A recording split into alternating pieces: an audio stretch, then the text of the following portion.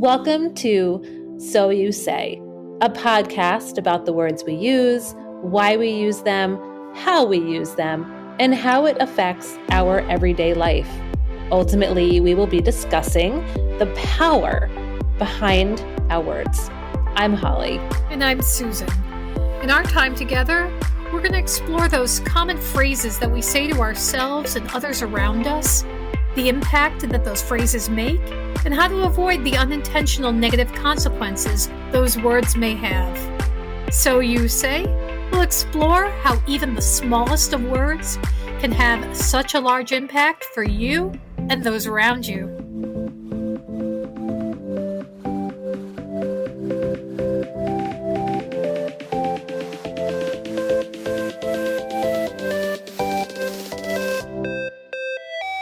Hello, everyone, and welcome back to So You Say, the podcast about the words that we use and how they can positively or negatively affect our lives.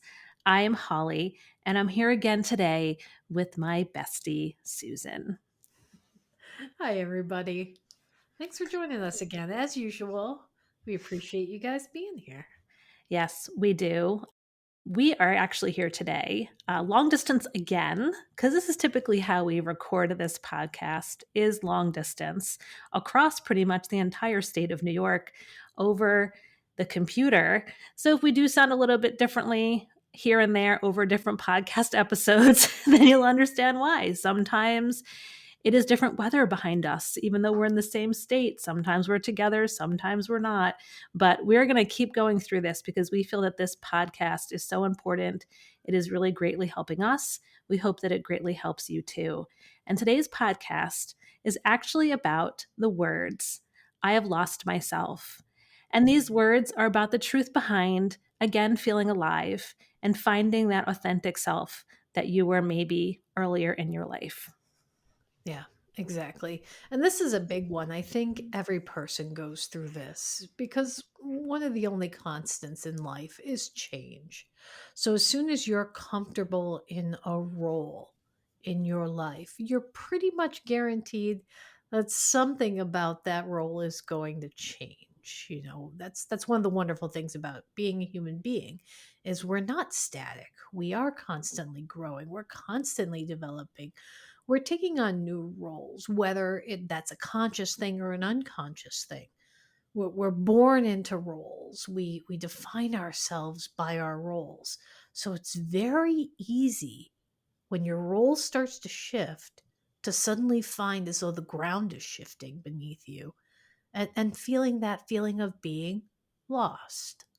I'm lost. I don't know who I am anymore. These are the common phrases that people will use when they're talking about this feeling and this state of being. Yeah. And I do personally think that there are instinctual things about us, traits, passions, things that we realized as a child that we really, really loved, and things that we did through our childhood and even into maybe our teenage or our young 20 years that we just absolutely enjoyed and we felt completely alive doing. And then what happens is life and those roles change and we start to not consider those passions or that love of something a priority anymore. And that's kind of what we're talking about tonight. Is the words of I've lost myself, and just realizing that it is okay for this to happen. It is very common, it is very real. But we also want to talk about if you do feel this way and you want to go back to maybe part of who you were in your past life, so to speak, that you can, and how to get there and how to do it. And I speak from experience because there has been parts of my life where I have felt lost and where I felt I have lost myself. And I'm sure that Susan can agree. Oh, yeah, absolutely.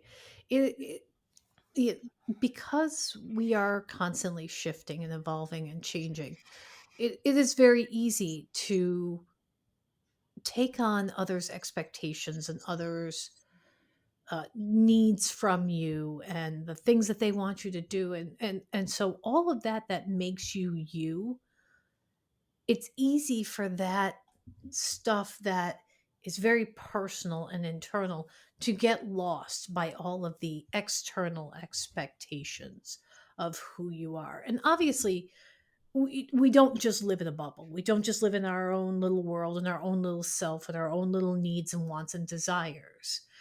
But we also shouldn't expand ourselves to the point where we don't know who we are, and the only thing that we're doing is existing for others. Yes, exactly.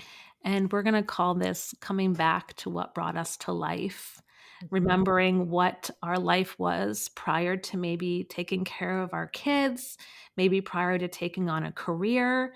It could be prior to our parents getting ill. There was something inside all of us that brought us to life. And I'm sure at some point we have lost that. And we're going to talk about first, why does this happen? And the first answer is life. Life Yeah. happens, and there's nothing we can do about it.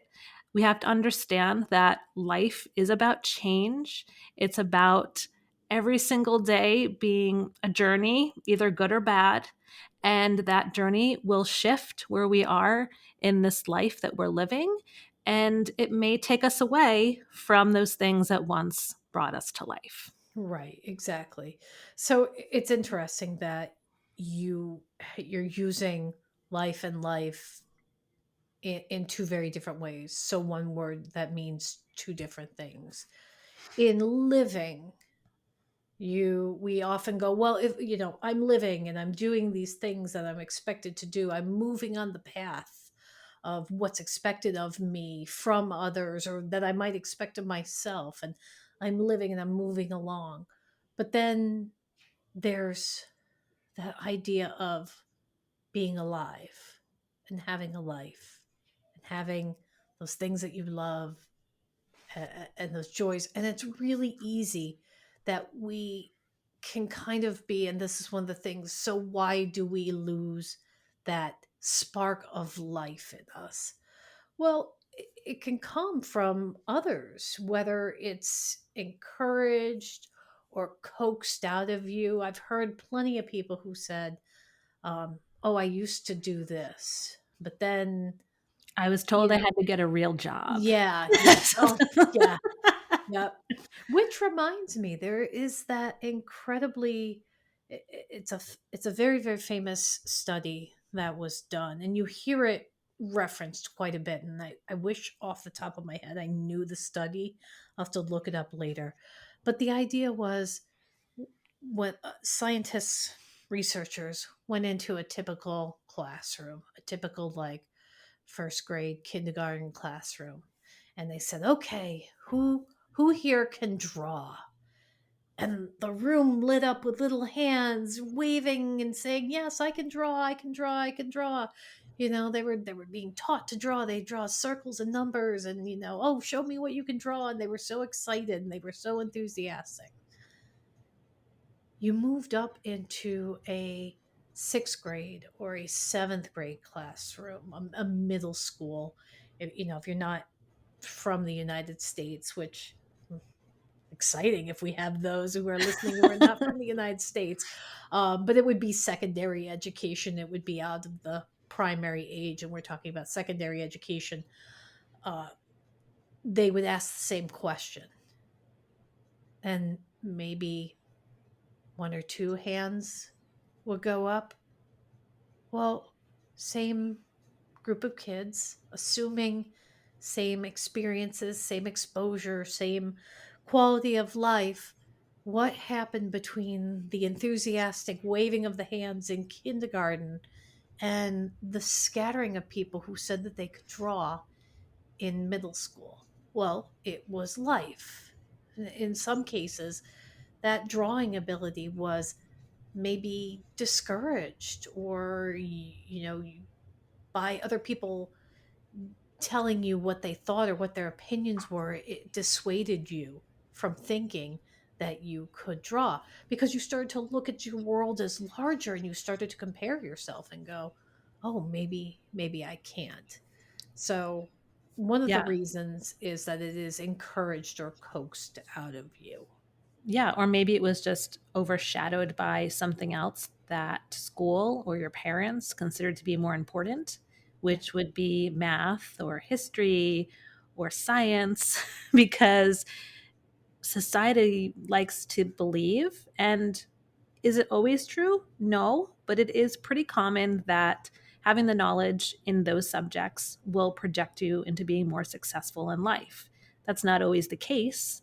You can be a famous painter, you can be a famous photographer. There's plenty of them out there, but we as a society believe that the priority should be put on science, math, history, English, etc. Now we can do that, but we shouldn't forget about what we loved, which could have Mm. been drawing. And we can do both. And there's no reason why we can't do both. Right. But we have such an influence from our parents and our peers sometimes, and our teachers or whoever it is in our lives who come and go.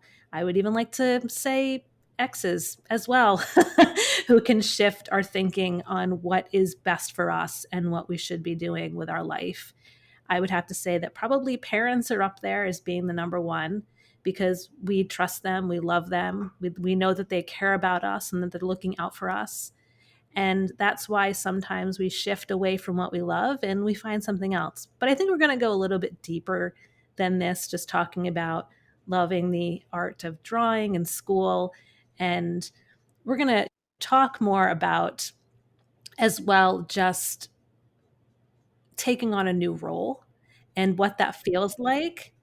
What's another way that we can find ourselves becoming lost? How can we have lost our spark? What might have contributed to that?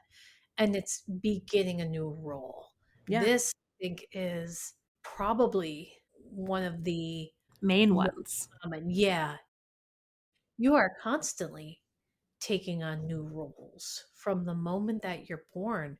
And it's very easy to get lost in that. I think many women would agree that when they take on the role of wife and then mother, that that's a role that can really consume who you are and can leave you a little lost because you've spent this time prior to this role maybe developing things or start learning about yourself and learning about what you love and what you care about. Suddenly you're thrust into a role where there's no value in that that love of things that you like to do and who you are doesn't always hasn't in the past been required to be a part of Hmm. carrying over that role. So it's very easy for you to go, "Oh, I don't need this for my new role as a wife and a mother and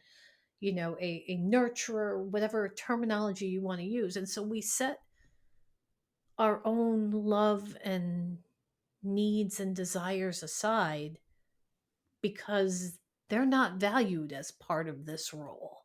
Right. Right. And I also want to bring up too, we're talking about why this happens and how it can happen when we add on a new role into our lives. But it can also happen when a role in our life is ending. And I speak from experience because I spent my life um, as a daughter. And when my mother passed away, I didn't really know what to do with myself for a while because I had spent the past year and a half taking care of my mother, being her caretaker, being her daughter, being her health proxy. And when she was gone, I lost myself because I Yeah. had fallen into this role.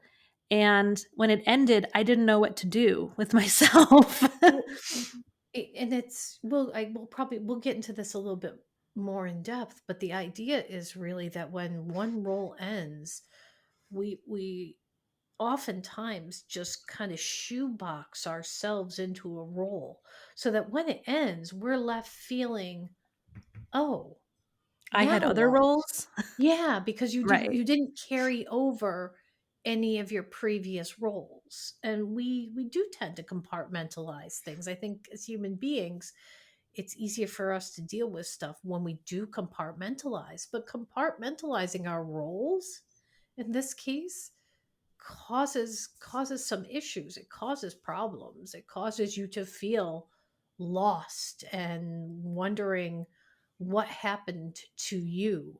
Yeah. Yeah. And one of the last things that we want to talk about here on why this happens is also a major, major one, and that's trauma. I can say that I've gone through some pretty traumatic experiences in my life, and I know that I felt lost after they happened. It took a lot for me to come back to the person I was prior to trauma. And it is not easy. I can give, I think, a pretty universal trauma experience, and that would be the pandemic. In the beginning of the pandemic and being in New York and seeing what happened and what went down here, I I started to lose myself, and reasonably so, because these roles that I had had as a fitness instructor, as an artist, as um, a friend were kind of taken away from me during that time. Now, not entirely, but they were taken away not by choice. And it caused some trauma in my life. And I had to figure out where I was going to go from there, what I was going to do, how I was going to get through it. And then there's just, of course, trauma that happens to us. It could be a physical trauma, it could be a surgery, it could be a loss of a child, it could be a loss of a parent. Not only do we lose that role, but it changes us. And this is what life does. This is what life is about, and that's what we were saying in the beginning. And it sometimes will change us and we can't go back, or we feel like we can't go back, should I say, Yeah. because we feel it may not be right or it may not be good to do that. But we have to understand that just because we've gone through a traumatic experience doesn't mean that it's impossible for you to go back to being the person prior to the trauma. That it actually would be really, really, really good idea to get back to that person, because I really feel, especially in the loss of a parent, which I've gone through, that my mother would want me to go back to being that person. She would want me to find the person that I was and to not lose myself in the grief of her. So, we want to talk about all of these things and how to start on this journey of self discovery, more or less, to go back to finding yourself, because it is impossible to find something if it isn't gone. Every great story, every larger than life epic tale always starts with somebody being going somewhere that they're unsure of. Mhm. From the dawn of time, our best stories are the stories that stick with us, the stories that excite us and thrill us, and that we told by the campfire and we've told later on. Take a look at movies and books and TVs, all these great epic things that really get us going and we love and we get absorbed. They all boil down to the hero has a journey to take. And they don't know the way. They don't know the way, they don't know what to expect. They may think they know what to expect, but if it's a good story, it's gonna throw twists and turns that the hero wasn't expecting, and that is what the journey of self-discovery, or even for a lot of people, self-rediscovery is. It starts with being lost. Yeah. And I'm going to talk about one of my favorite movies, because we all know this movie, The Wizard of Oz. And I think it is a perfect example of what we're talking about a girl who feels lost. And she actually is physically lost in a world that is completely unfamiliar, and has to go through this journey to find these characters who are actually other elements and pieces of herself in order to get back to where she belongs, which is home. And that home could be your authentic self and what you were passionate about and who you are in the core. I love that you're using The Wizard of Oz. It is. It's a story of a young girl on the cusp of womanhood who has lived her life in this very kind of sheltered thing where she knows her roles And suddenly she is ripped out of that and into this world where her role and her people, when she lands in Oz, the amount of expectation that people have of to who she is and who she's going to be and what she's going to do is extraordinary. It really is a wonderful analogy to this idea of self-discovery because she's dropped in the middle and everybody's got an idea of who she is Well, they're and already what her calling her role is to hero, and be. she has no Yeah. idea how. Yeah, and what her role is going to be and how she's, supposed to act and everything. And she's figuring it out the whole time. She's trying to, and in the end, that idea that you come back to, she will forever be changed by her experience, by these roles she had to take on. She had to take on, supporter and guidance and warrior. I mean, she battled, witches and monkeys and all this wild stuff. And she comes back to herself in the end, but she is changed, but she still finds a balance between what she was on the journey and who she is now. Yes.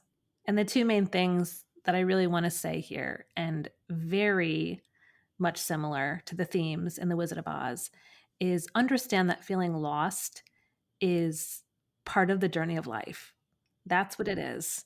And if that is not a theme in The Wizard of Oz, then I don't know what is. And the second is know that feeling lost doesn't mean that you are alone, And that's the tricky one right there, right? because lost in itself does want you to make you feel like you're alone. Lost, the feeling of loss, being lost, having lost something, that verb is always so structured to feel so personal and so isolating. But the little secret that nobody tells you is that everybody's a little lost. Yeah. Yeah, we're all a little lost together. Hmm. All right, let's get into this now. And I'm sure many of you are shaking your heads saying, wow, yes, at some point I have been here. I know that I have. I know that Susan has. And I could probably say every single person who is close to me at some point in my life, I could say they have been there too. And we are going to discuss what are the signs to feeling lost in your life. And one of the things can be very simple and very obvious. And those are the physical signs of fatigue or being irritable or having maybe anxiety. Um, and then there's the other ones that people don't, I think, relate to the feeling of feeling lost in your life and wanting to come back to feeling alive. And that is just feeling low self esteem or low confidence.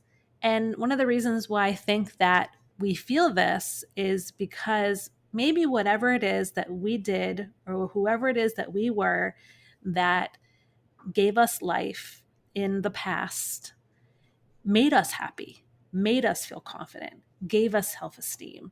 And now that's gone. And we've had now to fill that void in a sense of whatever that item or passion or love was with something else. And it could very well, let's say, for example, be your kids. Your kids could give you confidence. Your kids could give you self esteem. It could be your husband. He could do the same. But the truth is that confidence and self esteem is not given, it's Hmm. felt. Yeah. And that's kind of where I think we need to talk about the difference here. Because if you start to say, well, I feel really confident when I'm around my family, well, what happens? God forbid, you don't have your family. What happens? You have to feel confident and love yourself and have self esteem anyway. And you have to have that feeling no matter who you're with, no matter what you're doing. And a lot of times that feeling is brought on by something that we loved and something that we were really passionate about. And now it's gone. So maybe we have to go back to finding that. Yeah, exactly. When you use others as your definer when it comes to self esteem or confidence or whatnot, you are setting yourself up for a time later on when that is going to be gone from you. And if you don't have other methods of developing your self esteem, developing your confidence, when that one piece is pulled away, it all crumbles.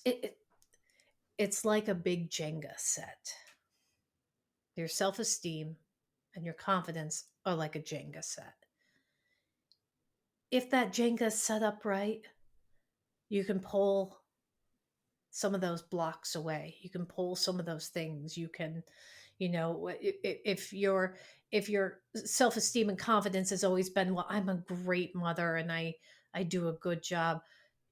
When your kids leave in life, as they should, as you know, the desire is that you hope so, and that brick is pulled away, you don't have to be doing that really specific raising anymore.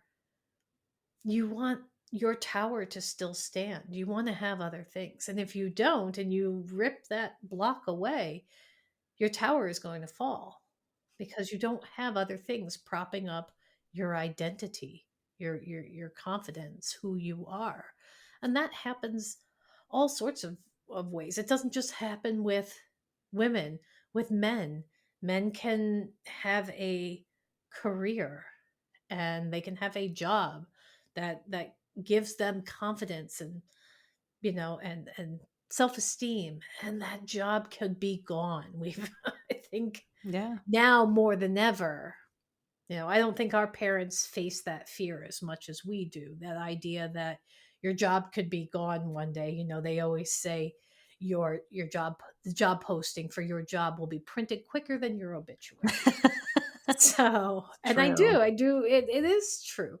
But for men, that can be something that when that gets pulled away, if they don't have other things in their tower of esteem and confidence, that whole tower is going to collapse. That can happen with anybody. It can happen with, I mean, we happen to talk about male and female, but we can talk about non-binary. We can talk about, whatever type of way you want to see it, whatever human label you want to give yourself. When you pull these pieces away, you want your tower to stand as much as it can. Yeah. Yeah, and perfectly adding on to that is another sign of feeling lost is constantly feeling uncertain and fearful of the unknown. Well, this is a reality. We're going to always be somewhat afraid of what the future holds. I don't think saying to everyone out there, get rid of fear. We've talked about fear. We had a podcast on fear. Fear is real. It's a real thing. Fear is But real. Fear is actually a wonderful thing. Fear can motivate you in a way that nothing else motivates you, yes, and for really a positive outcome. But yeah, that feeling lost and feeling constantly uncertain and fearful of the unknown can actually freeze you. yeah. Yeah, and you try to lock yourself into where whatever your roles are right now. This is never going to change. I don't want it to change, and you just lock yourself right down. Yeah, and we've talked about too about feeling comfortable in something that may not be the best for us. We've discussed this as well, Mhm. and that can also be another sign to not feeling alive, to feeling lost because we've gotten really really cozy and snugly under that blanket of security or whatever that may not be good for us. It's wake up. It's make the coffee. It's feed the dog. It's pack the kids' lunches. It's get that. It's the same thing day after day after day. Routine again. I don't think I think routine by itself as a word, there's nothing wrong with it. It isn't a four-letter word. You shouldn't be fearful of routine. But in the context of using it to maybe mask the fact that you are lost and you are unsure and you've lost a little bit of who you are. Yeah, routine can be a symptom of that, that you're just falling into a routine and doing what you think you have to do. Yeah. And while we're discussing this, the also reality of this is losing your friends, losing your family, and wondering why that's happening. Well, let's just give, I think, an example that we can all relate to. I'm sure many of us, and I could say that I met Susan at a point where we had very different lives, Mhm. very different lives. We were both very single and very mingling and very drinking and doing lots of things that we don't do now. We were very young, having a very good time. And we had plenty of time for each other. And those were our roles. We were single girls trying to figure out our careers, trying to find the people in our lives who we wanted to be with, trying to make a life for ourselves. And we met in this role of friendship over drinks on a weekend basis. And we moved slowly through life together over 20 plus years into new roles, out of roles, back into roles, Mhm. adding on new ones, et cetera, and so forth. And I know that because of this, I have lost friends because some of my friends have been, I, let's just say, I met these friends at a part in my life where I was doing something. We were in theater, so we'll put that out there. Susan and I were doing Yeah. theater together. We made friends in the theater. And as all of us grew and went into new parts and journeys of our lives, some of us stopped doing theater. You and I, Susan, both stopped doing theater. And we kept some of those friends, and some of them we didn't. Now, some of them, I'm sure, miss theater so much. It was such a big part of their life. There's a piece of me that misses doing theater. And I wasn't even in it as deeply as some of these people. I know that many of these people would love to go back to maybe participating in something creative again, be it theater or music or whatever. It takes time, it takes energy. And as we grow older, as we discussed before, we start to take that time and energy away from ourselves and we start putting it into other things.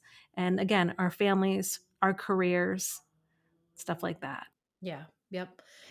That idea of when you look outside of your whatever roles you're holding right now, do you still have some people who are outside of that normal scope of the role? Do you have friends? And friends is a great example. Like some women, again, it's easiest for me to go to that. Um, when they become mothers, suddenly their group of friends are all the other moms. Right. And I remember saying to one of my friends, "Do you like your mom friends? Like, if you didn't have children, would they be people you would hang out with?" And she laughed and she goes, "It's a really good question." She goes, "I don't think I've ever thought about that." And that's how tricky it is to get lost. Mhm. Is that you just don't question. You go, "Well, now I'm here, so this is what I'm supposed to do." It's losing maybe friends that are outside of whatever role you're participating in right now. It's that feeling of no confidence Right. outside of the role that you're participating in right now. Those are symptoms that you're probably feeling a little lost, a little unsure. And then the Yeah. one of the biggest ones would really be feeling like you have no purpose or no dreams. And that's a tough one because if you ask somebody, "Well, what's your dream?" The older you get, I think sometimes it's just harder to define what that is. And you Mhm. spend a lot of time defining your dream again around whatever role you happen to be playing at the moment. But Yeah. that's not necessarily your dream. Yeah, and your dream doesn't have to be something tangible. And this is something that I like to tell people also. A lot of people will say, "Oh, my dream is to have a big family. My dream is to have a big house. My dream is to travel the world." And when people ask me what my dream is or where do I see myself in 5 years, I just say, I just want to keep being happy. Mhm. And this is a constant battle, honestly. I know Susan and I talk about, quote, how easy it is to be happy, unquote, but it's not easy at all. We discuss it, we talk about it, and we say over and over it is hard work. It is a constant doing every day, reminding yourself every day, putting in the hard work to get there. So, my dream of always being happy is a journey. It is going to take work every day for the rest of my life, and it's not tangible. I can't go out and buy it, and but yet it's so worth it in my opinion.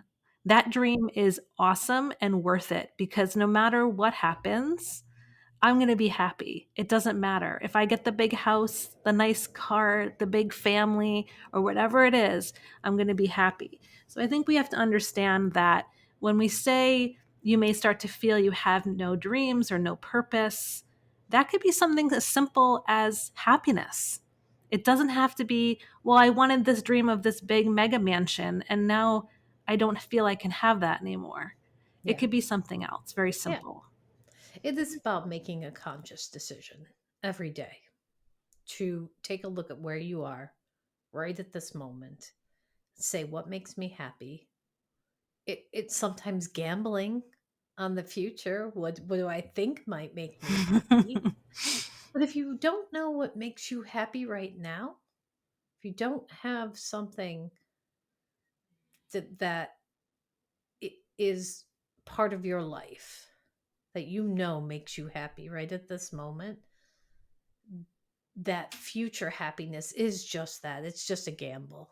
It's about the same amount as buying a lottery ticket and daydreaming about what you're going to do when you win millions. If you don't have anything right now, you you're not you've got just about the same amount of odds of being happy in the future that you do with that lotto ticket. Yeah. Yeah.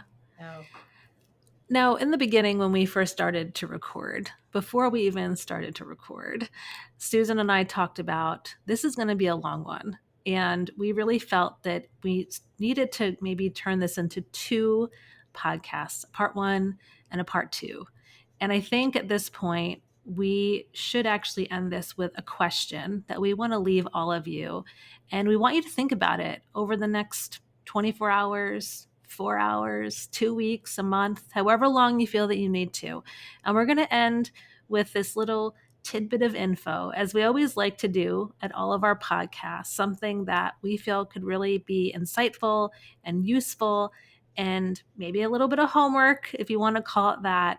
And from here, we're going to go and actually create this into a two-part podcast for the first time because we feel this is really important to kind of think about and dig deep about why we may have felt that we have lost ourselves and what we feel right now if we feel that there is something in our life that we need to go back to, that there's something in our life that made us happy, and why we don't do it anymore, why we have let that, whatever it is, get lost.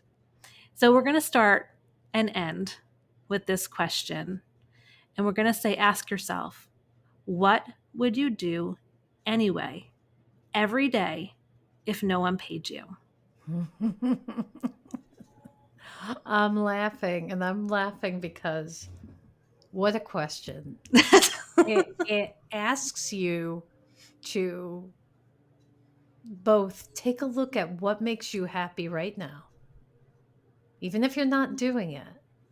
Think about what brings you happiness in this moment. And it also asks you to gamble on the future of, can I do this even if it doesn't fulfill a role? Or it gives no financial gain. Mhm. Yeah. Yep. Yeah. That's So a great again, question to what would you land on. do anyway, every day, if no one paid you? And we're going to leave you with that. And for the first time, We're going to do a 2-part podcast series. Two-parter. And we're going to come back in the next, I don't know, 2 weeks. So you have plenty of time to think about this, because we know you're not going to be able to have an answer right away. In fact, you know what? I don't even know if I have one. And I'm going to sit and think about this too. Susan, what about you? Do you have one? Yeah. I don't know if I do. I think I have some things that I would immediately go, "Oh, I would do this, I would do this." But as soon as it leaves my mouth, there's a little part of me that goes, "Well, wait a minute. What about this? What about this? What Right. about this obstacle?" So, we really do want you to kind of uh, go with your gut, but also think about what's maybe made you happy in the past.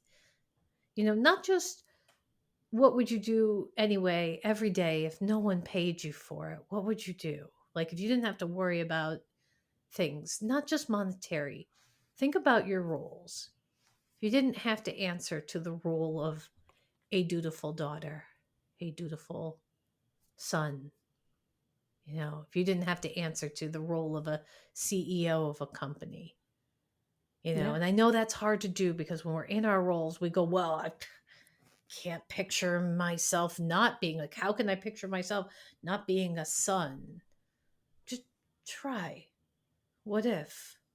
What if there was not that role in your life? What if you were not a wife? What if you were not a mother? What if you were not a caretaker of somebody who's very, very ill? Just play. Play with that idea.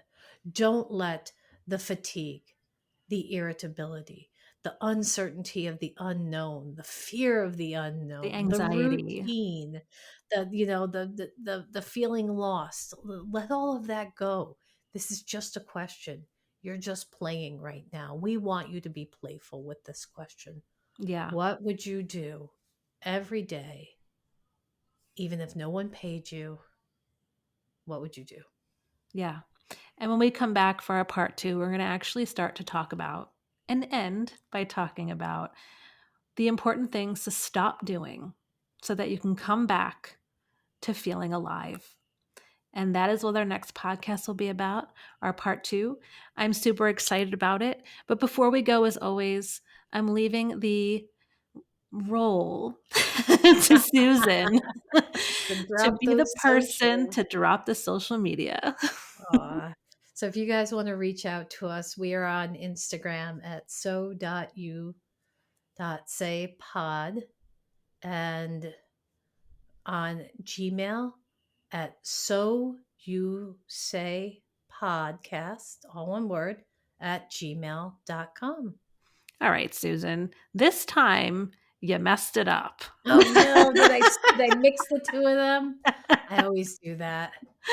You did. It's okay. It's late, man. It It is is late. late. It has been a long Ah, week, but you know what I would do I'm if gonna nobody paid me? I'd get those socials correct. it's okay. I'm gonna throw it out there for us. At least we can end on a laugh with this one. So.you.say.podcast on Instagram, and so you say pod at gmail.com.